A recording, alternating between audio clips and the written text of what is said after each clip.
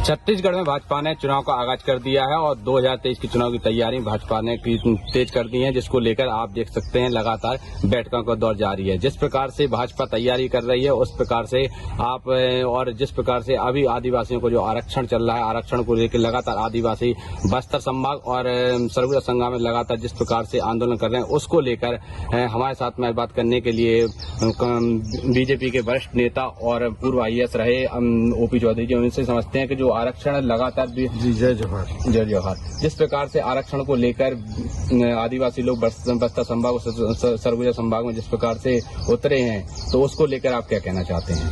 देखिए, सरकार केवल भ्रष्टाचार के लिए चल रही है, माफियाओं के लिए चल रही है और छत्तीसगढ़ से पैसा को लूट करके गांधी परिवार को पहुंचाना, यही कांग्रेस का आज काम रह गया है। इसीलिए कोई भी जन सरोकार का जो विषय है, आदिवासी भाइयों का विषय हो, अनुसूचित जाति भाइयों का विषय हो, पिछड़ों का विषय हो, जनरल का जन सामान्य का विषय हो, आर्थिक रूप से पिछड़े हुए जनरल समुदाय का विषय हो, चाहे कोई भी जन सरोकार का विषय हो, उसमें कांग्रेस पूरी तरह से फेल है या मैं कहूंगा बदनीयती के साथ काम करती है।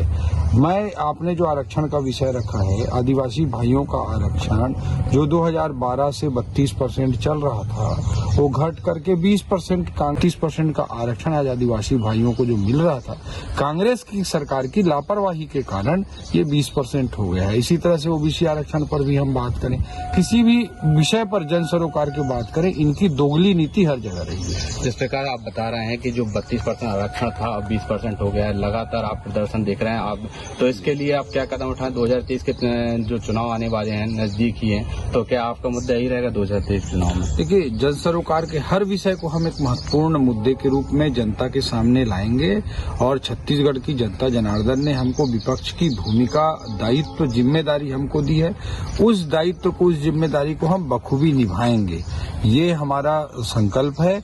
और इस भी विषय को जो 32% से आदिवासी भाइयों का आरक्षण 20% हुआ है और कांग्रेस की लापरवाही के कारण हुआ है, इसको भी जनता के सामने लेकर जाएंगे। जिस प्रकार से भाजपा में लगातार बदलाव भी देखने को मिल रहा है, सबसे पहले प्रदेश अध्यक्ष, उसका नेता प्रतिपक्ष, प्रदेश प्रभारी को बदला गया, अब जिला अध्यक्षों को भी बदल दिया गया, तो 2023 की रणनीति क्या रहेगी आपकी? देखिए, सांगठनिक परिवर्तन, भूमिका में परिवर्तन भाजपा में लगातार चलता रहता है। भाजपा सांगठनिक रूप से पूर्णतः अनुशासित पार्टी है और इसमें कोई पद को हम पद नहीं मानते हैं, मूलतः उसे हम एक दायित्व मानते हैं।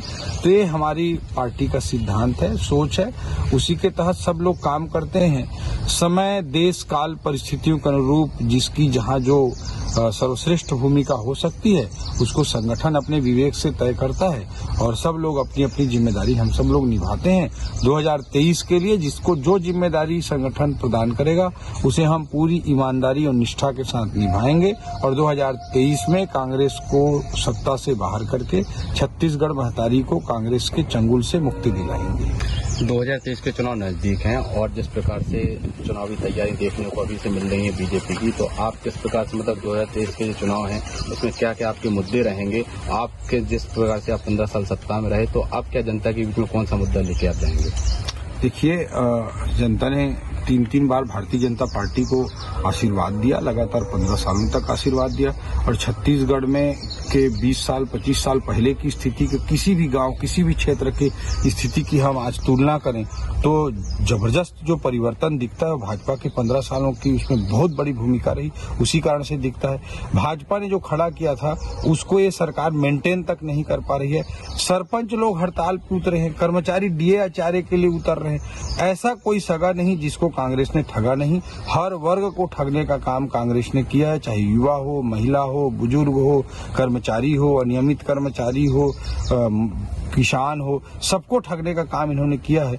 इन और चारों ओर भ्रष्टाचार और माफिया राज का आलम इन्होंने स्थापित कर दिया है।